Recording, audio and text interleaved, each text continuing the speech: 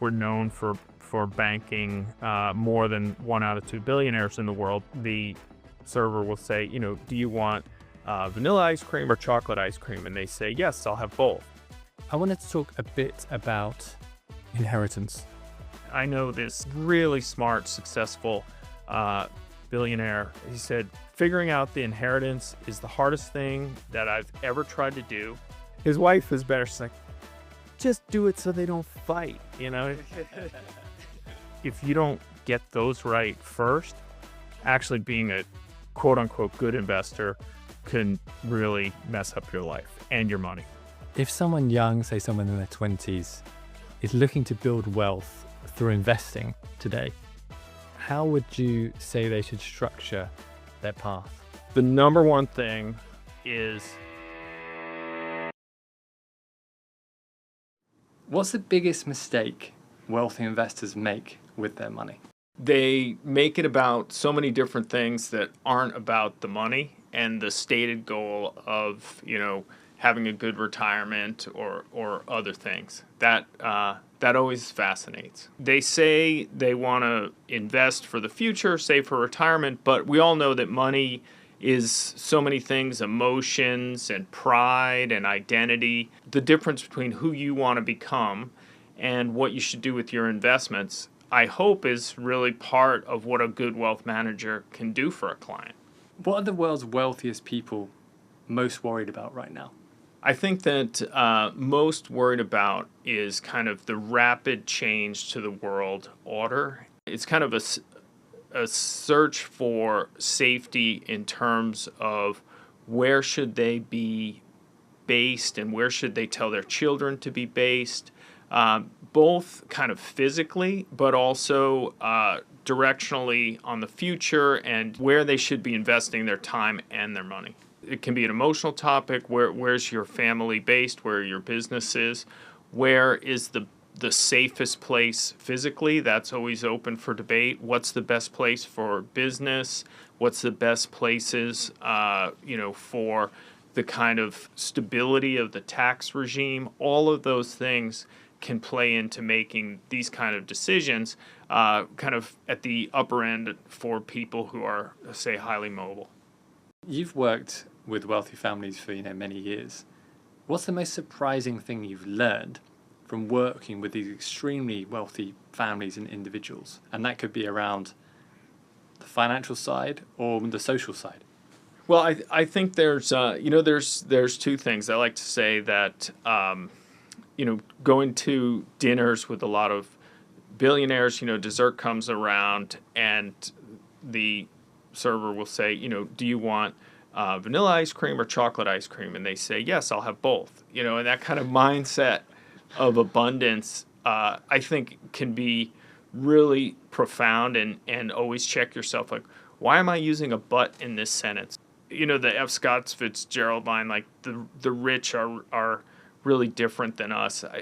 I kind of tend to differ. I think there's a lot of forces in the world that wants us to think that rich people are somehow different, or even make rich people think they're different. And because you're different, you should spend your money on these very stupid things. But I actually think people are people, and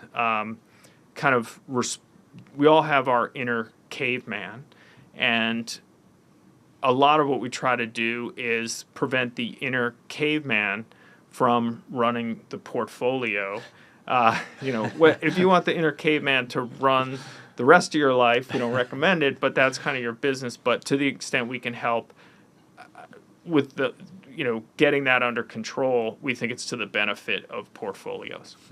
And in terms of dealing with, say, billionaire clients that you've mentioned, what asset class are wealthy families increasing their exposure to?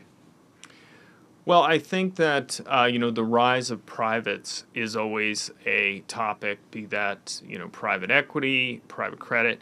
But I think the biggest switch really is from a mindset of investing in fixed income as interest rates, fell in the 1980s to below zero, to now where we have potentially, rates above zero, potentially rising rates, kind of making the switch from being a fixed income investor to some form of equity investor.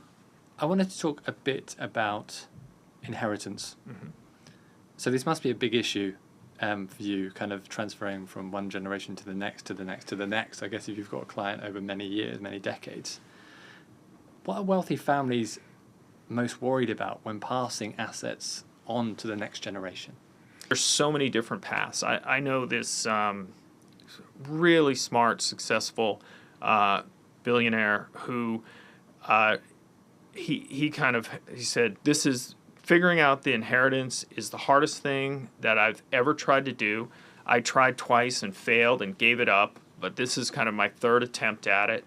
And he is really trying to put together a system to keep the kids together as a family and pass on values, and manage very specific aspects of how the money flows while he's alive, and his wife is his wife is better. She's like, just do it so they don't fight, and but he's trying to maneuver everything. And then I've talked to other families, and was talking to this gentleman. He's like, well, you saw the movie The Godfather, and there's the Robert Duvall character who's the consigliere. Like, that's my role in the family. Like, my brother makes all the decisions, but I'm kind of the guy who knows the legal side and is kind of the fixer. And in his family, one family member makes all of the decisions, right? And then in other families, it's run much more like a corporation where people vote, I think. But as to the goals, there are some people who want to control things beyond their grave. There's many more who say, I really don't want to pass a lot on to my kids. I want them to get a good education, but I fully intend to have my foundation disperse all of this wealth.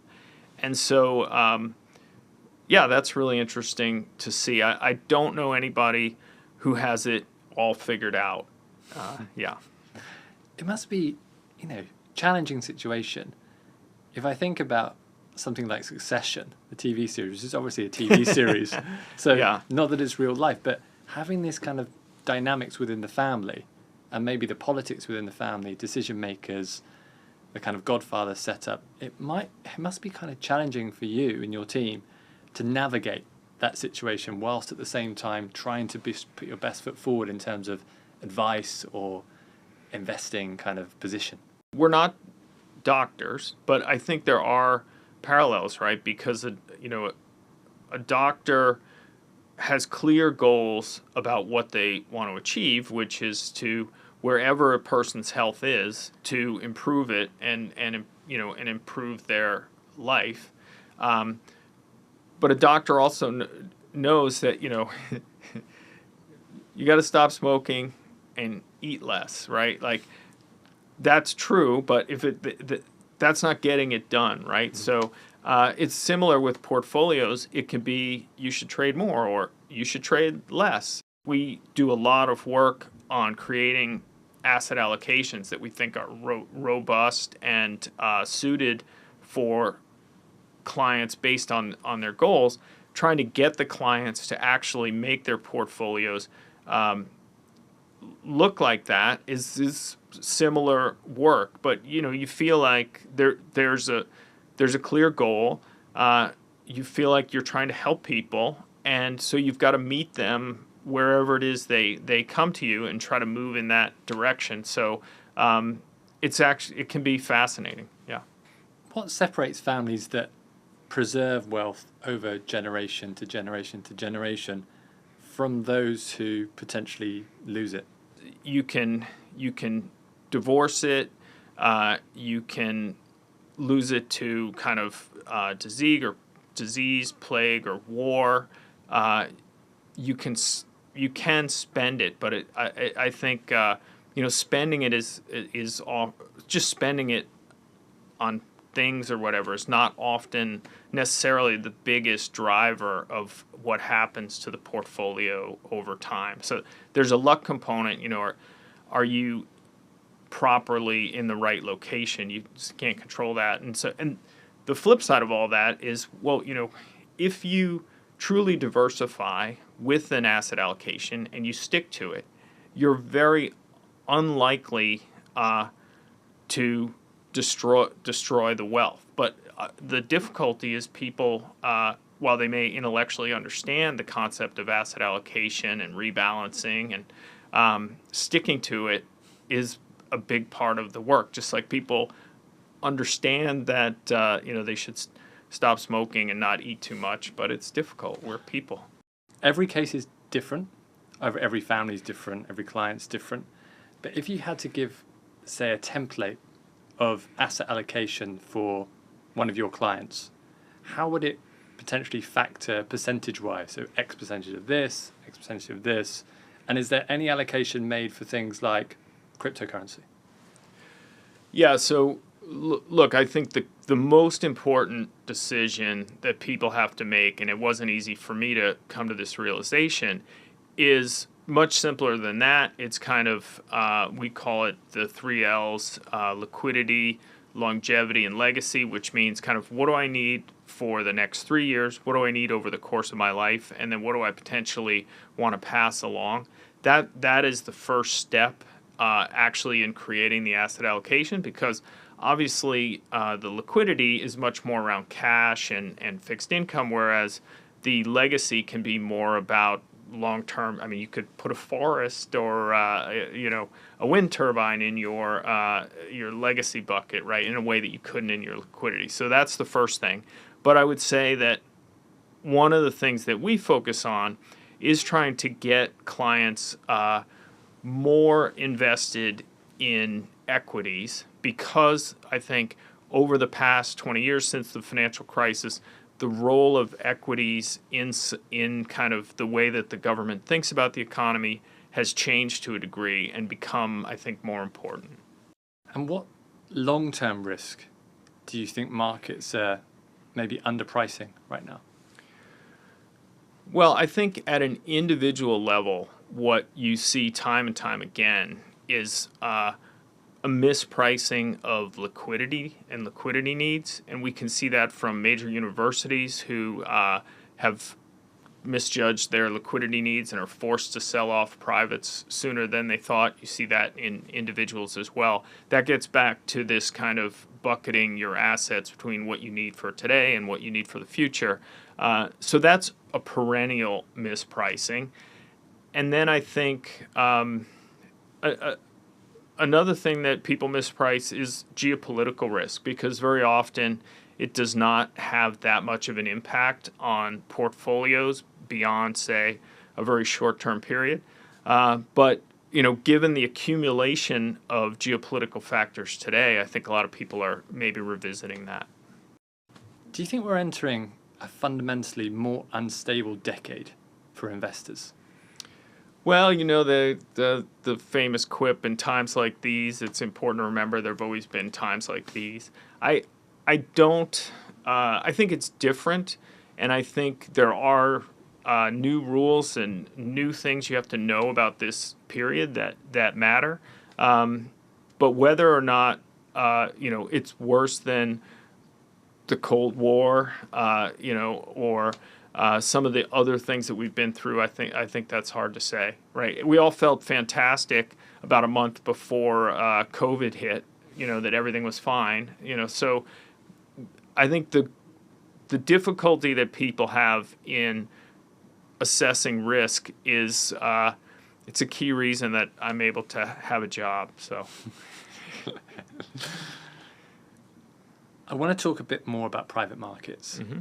Very interested to know kind of the conversations that you're having with wealthy families about private markets or wealthy individuals.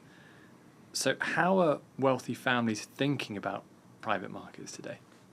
Well, private markets have grown so much and become, such an important asset class, because public markets, are for many more companies not an attractive way to go forward. So to get a asset allocation that does take on, say, all of the assets out there, smart families have turned more to private privates.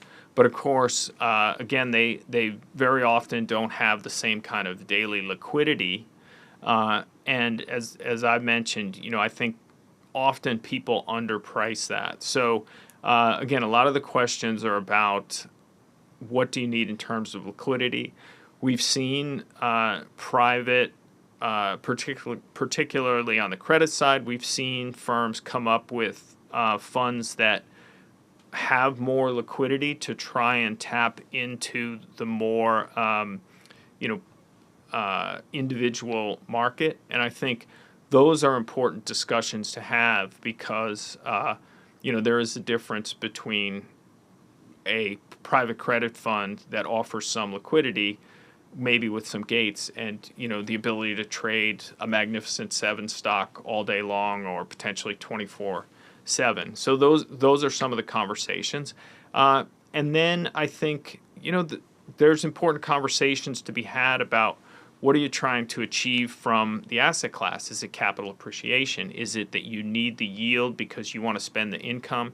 Is it just you think it's safer? What does safe mean? So, millions of clients around the globe, I think people enter the conversation in different places, but it all comes down to kind of perceptions of risk, perceptions of what they're trying to add or subtract from their portfolio. And that's where it gets complicated and kind of individual.